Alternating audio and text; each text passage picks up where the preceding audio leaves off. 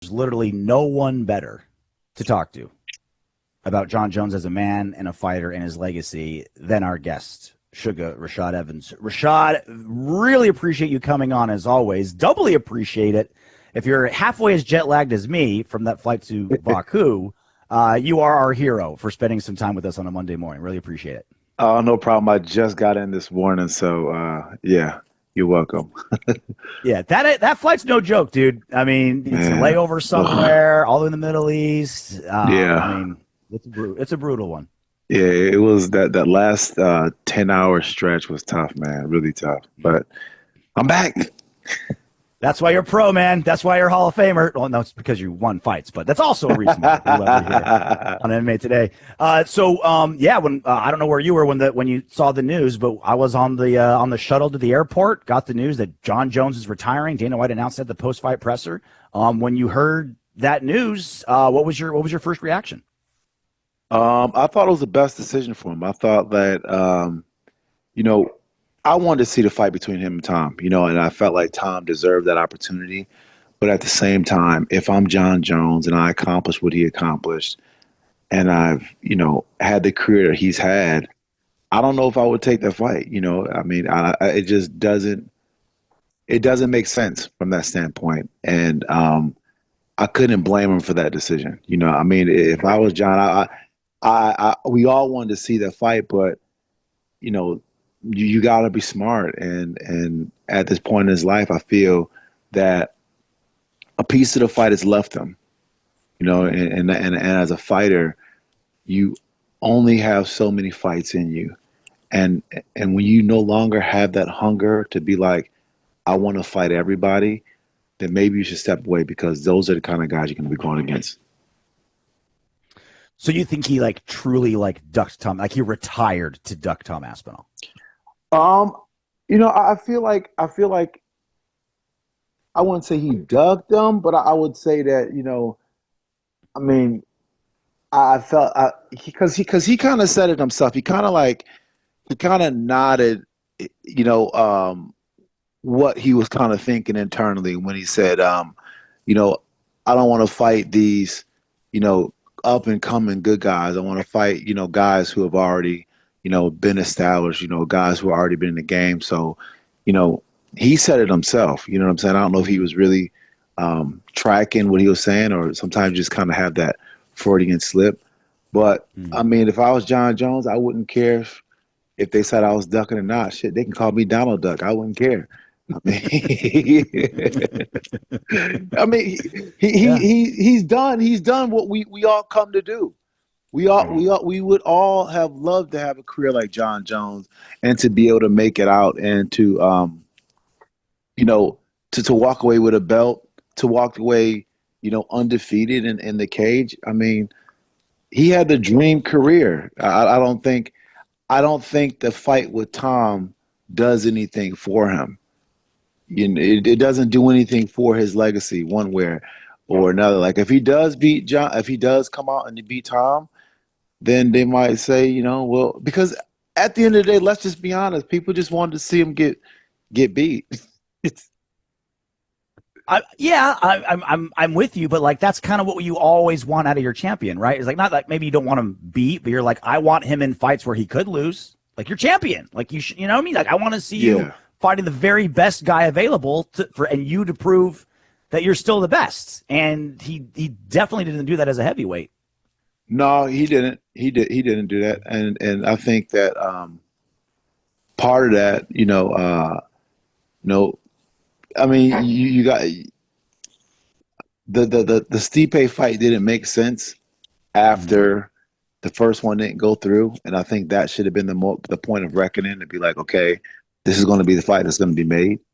But once that didn't stick through, then what other thing? I mean, there's nothing else that could keep him in there. I mean, Yeah. when you're a guy like John Jones and you know, he's very strategic. That's Mm-hmm. one thing you can say about John. He's very strategic about how he approaches the fight game in general. So he's not going to put himself at a position where he's been the disadvantage. He's always been the younger guy coming in there, beating guys that are older than him and being able to, put himself in the best position to win. So, Mm-hmm. you know, he just didn't want to put himself in a position to beat a nail. Talking to Rashad Evans here on MMA Today on a Monday. I'm RJ Clifford.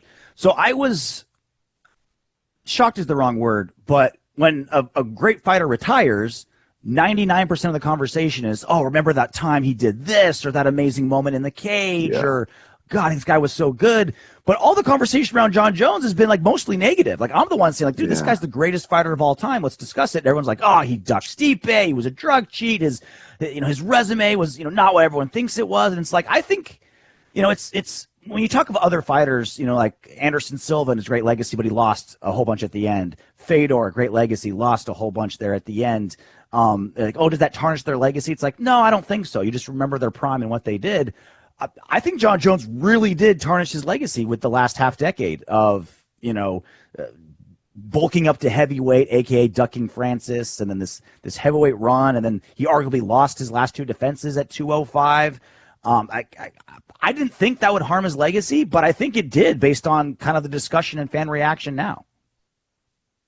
I'm with you on that. I didn't think it would tarnish his legacy, and I don't think that it should tarnish his legacy, but um, I can see that it has because, this newer generation of fight fans, um, they didn't get a chance to really enjoy John in his prime and get to see how magnificent he was inside the cage, Yeah. where he was, he did some amazing things in there. The freedom in which he fought, the creativity in which he fought, the execution in which he fought, and the ability to go in there and fight the way he has when his life is a dumpster fire on the outside. So Yeah. though they will never they won't appreciate that, and unfortunately for John, it's a game of what have you done for me lately, and that's the most unfortunate part about it. But I think that in time, once this moment pass, and once you know there's some more perspective looked at on his career, I think he'll be held up to be, you know, as good, and his accomplishments will stand the test of time because, you know, I mean, drug cheat, everything else. You listen. I don't. I would. He's the greatest. You know what I'm saying? He's the Yeah. greatest one to ever do it, and you'll have to like. For me, I feel like in like you have to be kind of a hater to say he isn't. You know what I'm Mm-hmm. saying? Like you have to be kind of a hater to say that he isn't. I mean, he's done it all. He's had the perfect storybook fighting career when it comes to what he's done inside that octagon. Rashad, you're at least 7 times the man I am because you were a rival. You guys were pretty bitter rivals, right? And you still come on here and you hype up his legacy. And you could easily be like, he was juiced when he fought me. He was juiced when he fought everyone. He ducked all the best guys. It tarnished his leg. But even with all your past, you're still like, no, none of that matters. He's the best ever. Yeah, man. I mean, there's a lot of people who probably use and all this other stuff. And there was a time when people got the exemptions to use testosterone replacement therapy, and there were some people who went over the level of that threshold that they were allowed to have. Um, but it didn't make him what John Jones was. You know what I'm saying? There's something different that John Jones brought to the table, and he brought a mental ability to go out there and compete in a way that allowed him to be free enough to take the risk that he needed to take that his opponents weren't willing to take. He had a great frame, great build for doing what for what we do, and he's a smart fighter. He's a smart fighter.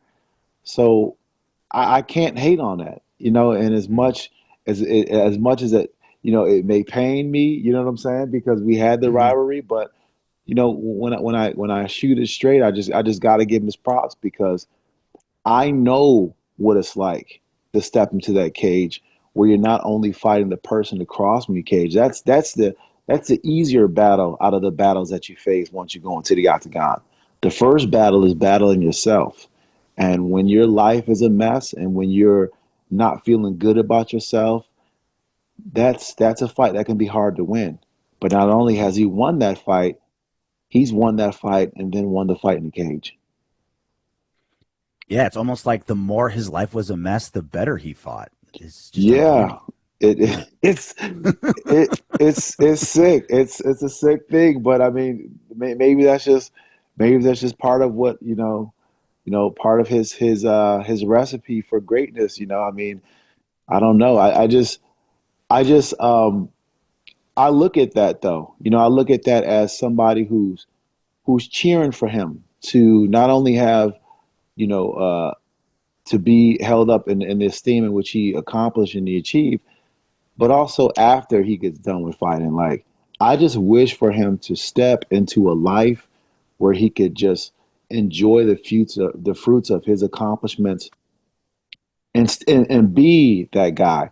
As far as that Mhm. guy I'm talking about, be the greatest of all time with his character and not do anything to bring a bad blemish on who he is and things like that, because I think that would destroy his legacy now that he won't be able to step into the cage and fight anymore, because you know those are the kind of demons that can catch up with you, because he's been able to get away with a lot because he's he is who he is, but at some point that all wears off, and there's a point of reckoning in your life where you got to pay for some things.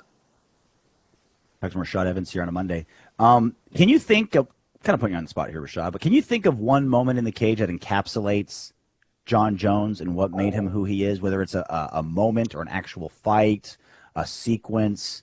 Yeah, Just like, is there one moment you can think of that really stands out to you about what makes Jon Jones Jon Jones? absolutely. Stephen Bonner's fight. It was really the Really? first time. It was really the first time that we really got to see, you know, um, what Jon Jones can do from a creative standpoint, and just beautiful mixed martial arts. When he caught Bonner's kick, and then he spun around and hit him with the elbow, and his face Hmm. blasted the ground. I think that was probably one of the greatest moves that I ever seen live. It was an amazing move, amazing technique, and the fluidity in which he did it was just something to behold. And at that moment, it was pretty much foreshadowing how good he could be. And he didn't disappoint from there. He stayed with that creativity. He stayed with that risk-taking type of fighting, and just a comfortability in the cage that it was really something to see at that time. But when I think of Jon Jones, I think of that moment because that was the moment that his star was born. I won't forget that moment either. UFC 94, only a second UFC fight, and already we're like, wow, this is Yeah. championship material. Really appreciate your time, Rashad. We'll give you a few more questions. We'll let you go take a nap. I know you're jet lagged just like me. Let me give you my take on Jones's legacy, and you can tell Okay. me if I'm right or if I'm an idiot. So, like, I look at Jon Jones, and I think he's the greatest fighter of all time. But I also feel like he left a lot of meat on the bone. Like, he lost 6 years of his legacy because he got stripped 3 times and then contract negotiations. He wanted to be like the crossover MMA star, MMA's version of Michael Jordan or Muhammad Ali or Wayne Gretzky, where he was bigger than the sport he was in. Like, and he had, I think, the skills and presence and desire to be that guy, but he kept getting in his own way, and that never really came. So it's weird to say, Rashad, that I think he's the greatest fighter of all time and still didn't accomplish everything I hoped and I think he hoped to accomplish. Yeah, I think you're spot on. I think he did leave a lot on the bone, but I feel also as if you know that may be the reason why he is what he is. And I say that in respects to sometimes when you become all of that, it takes you away from the main thing. And, you know, through the suspensions, through, being able to not fight and having time away from the cage, it's done things like preserve his body. It's done things like, Mm-hmm. it was. not the best to lose that kind of time, but it kind of worked out for him. I mean, I remember when he had that contract with Nike and the Bones Nose campaign, and that was really after the whole Bo Jackson type of vibe, and he really could have been something with that, but he just couldn't. He just couldn't keep it clean. But I hope that in this next chapter in his life, he's able to really step into that role, and that's what I was saying earlier. That this is the time to step into that role. I feel like he still can do that, but he has to be able to be an ambassador, endorsement ready, and by that, he has to keep his nose clean. If he's gonna, you know, do the things that he's been known to do in the past, then there's not any corporation that's gonna want to have that, in that kind of liability. So I feel like there's a chance for him to still step into that role, but he's got to want it. And hopefully, this idle time and the seasons of watching the fights go by and the antsiness that you feel when you're getting the adjustment of just not being that guy anymore and the star moves on. I hope it doesn't get him to the point where he's in that weird transition space and then we see him on the news because he did something crazy.